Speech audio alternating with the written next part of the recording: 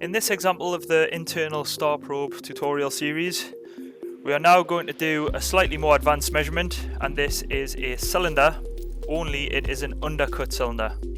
So what do I mean by that? Well, we're going to measure this bore here, and you'll see there's essentially a lot of features in the way getting access to that bore. So that's why we call it an undercut, but that is typically what the star probe is used for. And again, I'm keeping the head orientation as it is from the previous exercise. So let's dive into Aberlink and get a measurement for it. So just to clarify, it's this face here that we're trying to measure. Now the basic principles from the earlier exercises still apply. However, the headache we have is that there's a lot of features in the way before we get access to the feature in which we want to measure. This is going to cause a crash. I'll show you this visually with the camera, and I'll also show you an easy way to correct it to avoid the collision. So the initial measurement is exactly the same as it was in the previous exercises. So make sure you have the Z- offset set as active prior to opening the feature. So we'll have that set as active by left clicking on it, it goes green. We'll click on the cylinder, and if it's not already, click on CNC and then lock the padlocks within the move parameters box. This is going to fix the plunge and rise so that it goes in and out through the back of the job. Now that is in place, we can look to switch to one of the star offsets and just keep clicking on the ones, or keep cycling through the different options until you get the correct one visually. And again, I just need to define 2 points, so 1, 2, and again, software is going to ask us, do you wish to use all available star tips in this feature? We'll click yes, and that will automatically allocate the offsets. But as per the previous cylinder exercise, initially it will not work as it wants to use 6 points.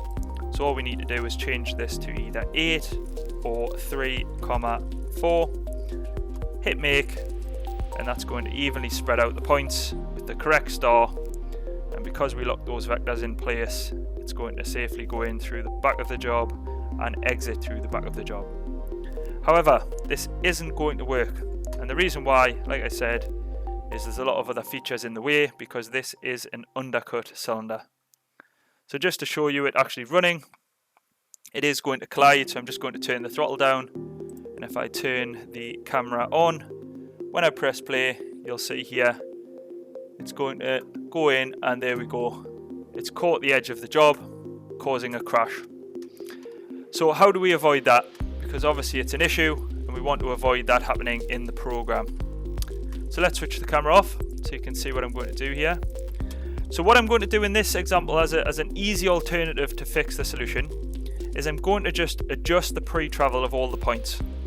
So the pre-travel is the distance in which it thinks it's going to contact the surface and where it's going to back off to. So it's this gap here. And as currently in most Aberlink settings, it's set to 2 millimeters. So if I go to CNC now, and I look at the pre-travel box, it's in the move parameters section here. If I change this pre-travel to say 5, and then hit make, so keep an eye on this point here. When we click yes, it recalculates, and you'll see the distance backs off. Now because of my measurements already, I know that's still not going to be enough. I can see that's still going to catch the internal features. So I'll make it a little bit bigger. Let's just go overkill and make it 10. Click make, click yes, and you'll see that goes well clear of anything that's in the way. Drives to that point, then goes in, does all its measurements on the cylinder, and then drives back to the clearance point and goes out. So if we try to run that back again now, I'll switch the camera on so you can see it now running on the machine as well. So if I press play, you'll see now it doesn't actually catch the internal features. The only drawback, as you might already be able to see with this option, is that from the pre-travel position, it takes the slow probing speed. So whilst this avoids the collision, it doesn't address the issue in program speed. So it does take a little bit longer to cycle through this option versus the more advanced option, which is going to be in the next video, where we'll use move wires. But it is a very straightforward, simple way to avoid those collisions when measuring an undercut feature. In this example, a cylinder, but it applies to circles and also cones. And there we go, comes out safely, and that's the measurement complete. So that is undercut cylinders using the pretravel, which is classed as a basic alternative to the advanced method, which is move wires.